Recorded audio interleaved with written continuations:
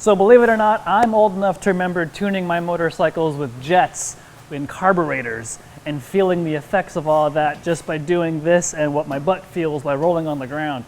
But today, with modern motorcycles, the wrench has been replaced by the laptop, and ECU tuning is all the rage. Flash tuning, as they call it. And so what we're here to do today is explore the world of ECU flash tuning. And we're here today at Rottweiler Performance. They've been kind enough to let us use their dyno. And behind me is Shiv Pathak, the mastermind of Open Flash ECU Tuning Performance. That's his company. And we're gonna go through and get a deep dive into what ECU tuning is, how it works, why it works. We're gonna throw some bikes on the dyno and get some before and after numbers, and he's gonna walk us through the process. What the hell? Where'd he go? What the hell happened to you, man?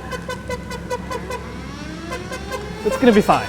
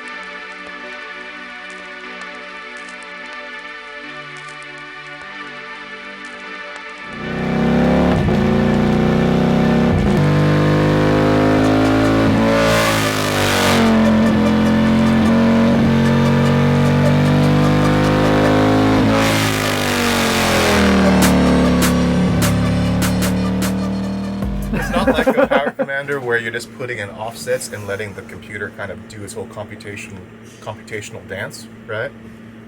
You can change the dance. You can say, okay, well, I don't like it when, for track application, for example, let's say you're running 100 octane fuel, but you don't want to make any more power. You're happy with the power it is. Well, you just care about safety, right? So you want to keep exhaust gas temperatures low. Safety of the engine. Safety of the engine, right? But 100 octane, you can run a little bit more timing. This drops exhaust gas temps, improves fuel economy, does all these things while keeping the same power output, but being better suited for the track because you're running on high octane fuel, right? So that's an example of me changing the recipe to get the exact torque output. But for us, we want maximum power, which is what we did there, right? One of the cool things about this new ECU, this new family of bikes, is that it treats every single cylinder like its own engine, right? So each cylinder, 1, 2, 3, 4, has its own timing offset tables, fuel offset tables, and they're all individually tuned for the button. Like they don't look anything like each other. I like to rule out what works and what doesn't work. First thing we're going to do is just add a degree of timing in, and then listen, obviously, during the pull. If it knocks, we know that's not right, but it shouldn't. To make my life easier, it would be great if we didn't see any gains. That tells me we can rule out addition timing as a form of manipulation to make power. Not really true, because then we can actually retard timing and see if we pick up power. If we retard time and pick up power, that means that the advance was overly aggressive, and that means you're subjecting your piston rods and to excessive peak cylinder pressure they don't need to, right? Because now you're working against yourself. Retard time a little bit, picks up power. That's the best of both worlds. You're making more power and making it less stressful for the engine at the same time. So we're going to rule those two scenarios out, and then we'll attack fuel.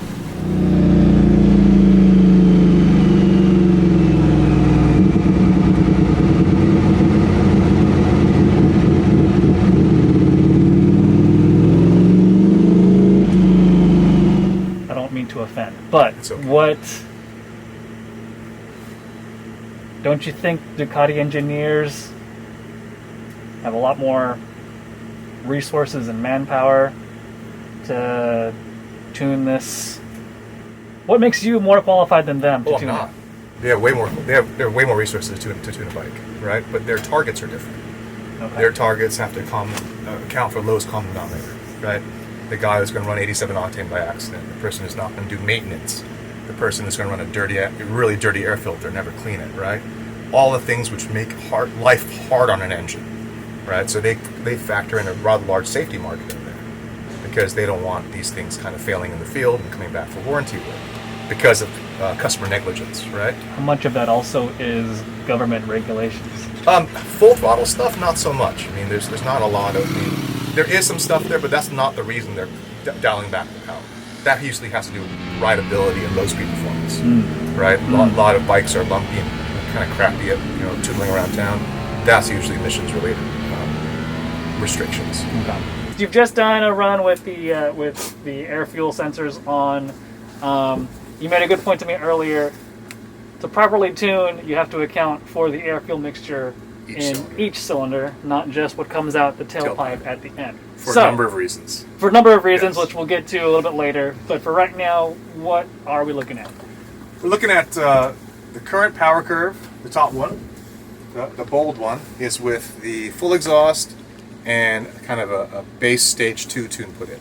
Looking at air fuel, you'll see it's nice on the rich side where it should be. We're not after every single last horsepower at the expense of longevity or consistency.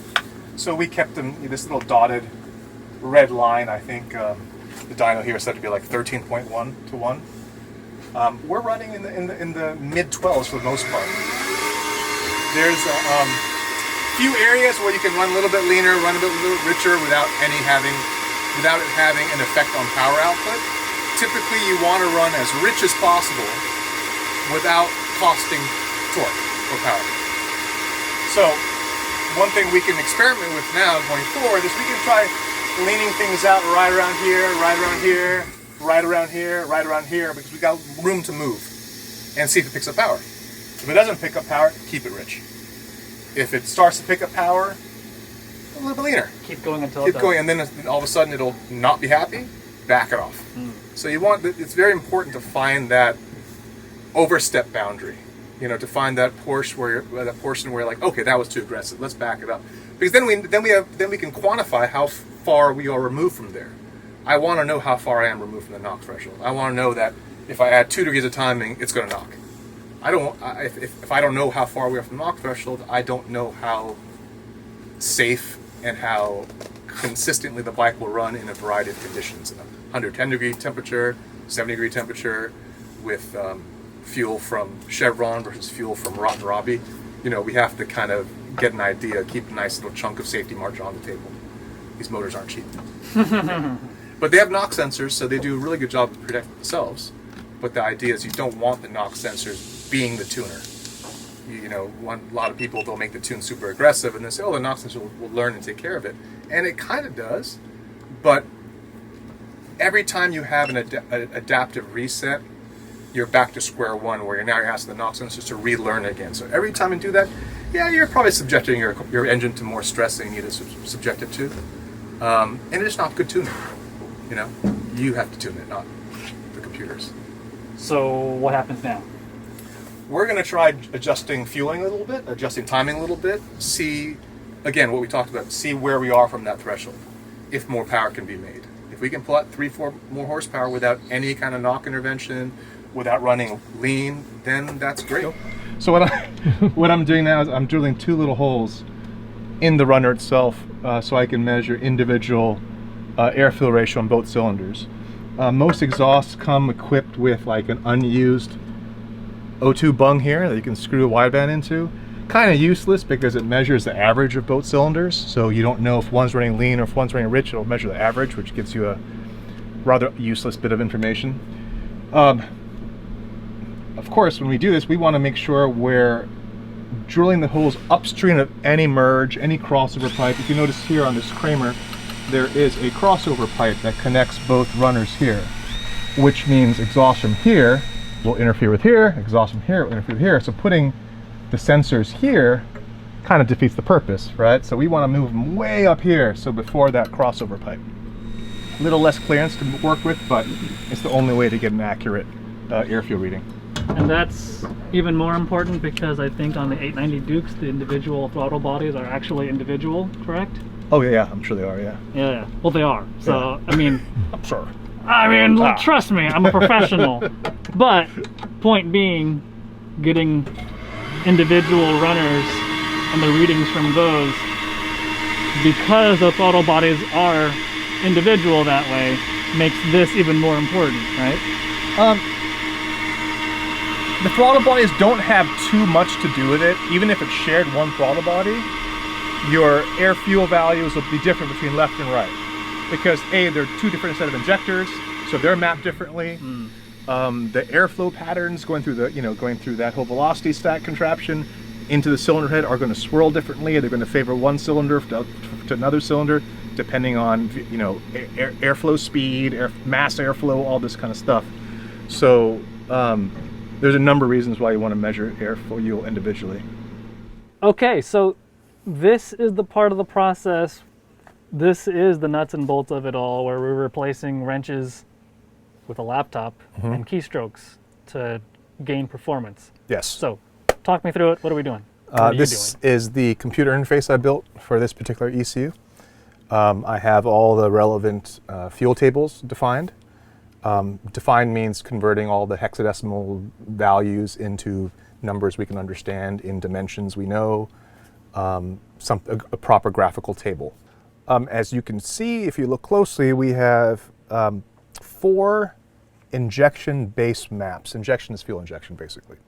1 for each cylinder. Cylinder 1, 2, 3, 4. So it allows us to go in there and kind of customize the fueling on each cylinder. So since we have cylinders number 1 and 2 currently being logged on the front cylinders, and we know what the air fuel they are, we're going to try leaning them out a little bit, still keeping them quite rich, and see if we can get gains that way. But so the X and the Y axis is what? Y-axis is RPM, X-axis is applied throttle. Okay. Yeah. In increments of? Oh, it varies, 500 RPM to 200 RPM, depending on where you define. I can define these RPM values if I wanted more granularity at a certain area. Okay. But Ducati's already kind of done that. They made it more granular in the more critical areas where the breathing efficiency of the engine changes dramatically. You want to have break points in those areas so you can optimize that entire change. Okay, so when you're tuning a motorcycle and you're looking at all these numbers and that are different colors, what exactly are you looking for in here to change? Smaller number, richer. Bigger number, leaner. Perfect. All right. We're done here. Yes. So I'm going to go there and adjust these tables to kind of get my air fuel to see what kind of reactiveness I get power-wise with that. And depending on what we see, we'll either leave it the way it is or keep on making more incremental changes. The key is to make sure we don't go too lean. In that sometimes engines do like making more power when they're lean. But as a rule of thumb, you kind of want to leave the last couple horsepower on the table. Safety margin. Yeah. Yeah. Okay. Well, I'll leave you to it then. All right. Sounds good. Given power, it kind of corresponds to this little rich condition here and here, right? So things point to us saying that yes, we can make more power. Maybe. Or that could just be the shape of the breathing profile of the engine. And we lean that out and nothing happens. That's possible too. But I would say we can pick up power because the 2 little dead spots I see line up with little excessively rich conditions. All right, so we just did a dyno pull to see what the effects of adding 1 degree of timing at full throttle does at all RPM zones. And it picked up power everywhere. What this tells us is it was operating inefficiently before. It was excessively retarded. And one thing you look at is the largest area where the largest benefits are, right? From that 1 degree timing. The best return for that timing is right here at 8,000 RPM, which is funny because that's also where a dip was with the stock tune, with the original tune. So just adding 1 degree of timing gave it an unproportional response just at that dip, meaning that an additional degree of timing might make it even better. You know, every time, if you get to an area where there's, you know, right here, for example, at 7,800 RPM, no real gain. So that's an area we don't want to add timing to again, right? But we can try a little more down here, try a little more up here, maybe not here at 9,000 RPM because it didn't really make a change there.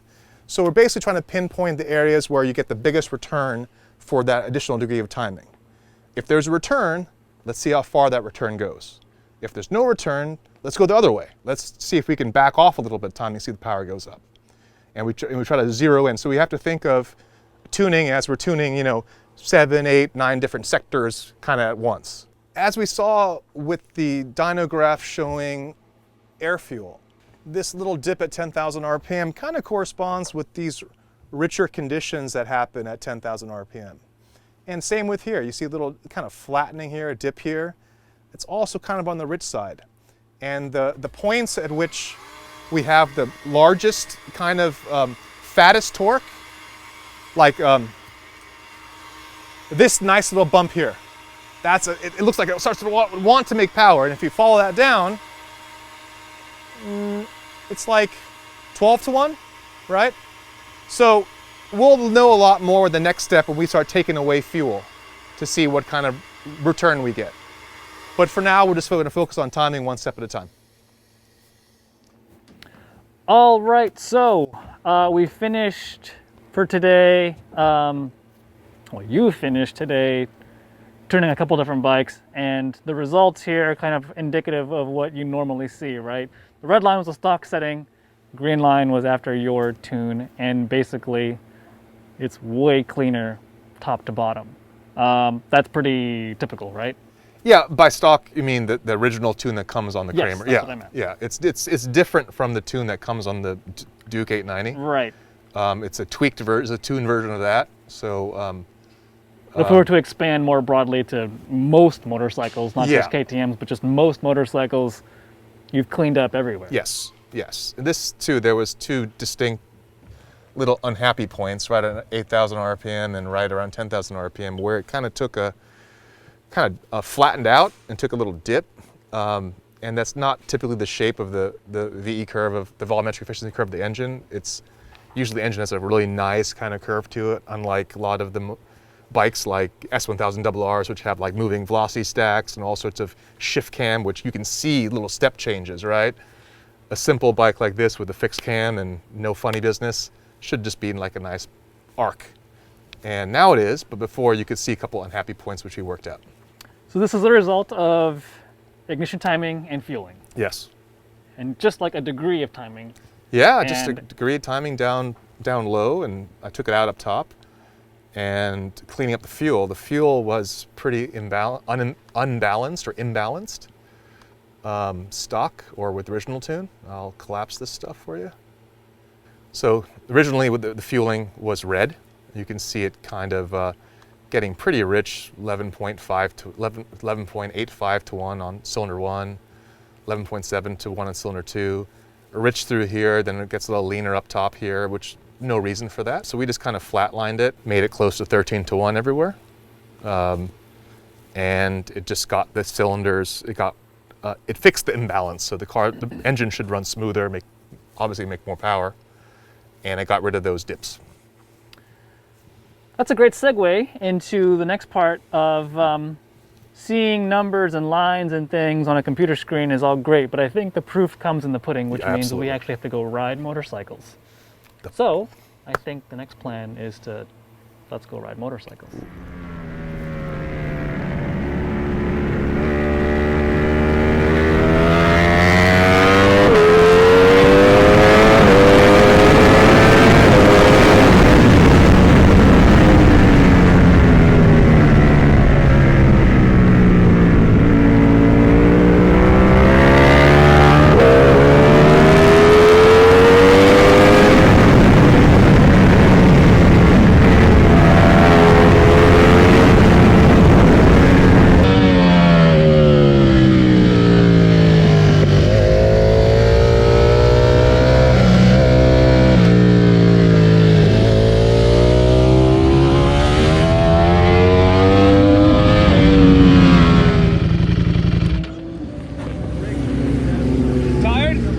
That's a lot of power, yo. Holding on is exhausting.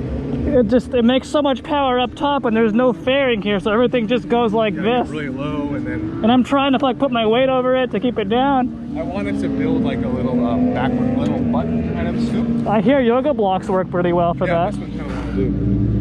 But god damn that power. bit much.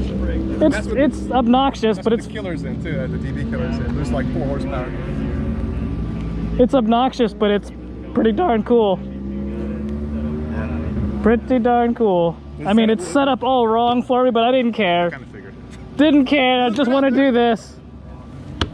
Look good up there. That was rad. Thanks, man.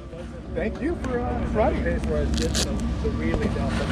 That's just, it's relentless. Yeah, it's got the power band is not like peaky. It just like it's got like 6,000 RPM of like usable fat. And it's all up here. Yeah. And then when you grab it next to, you're right in the meat of it again. So.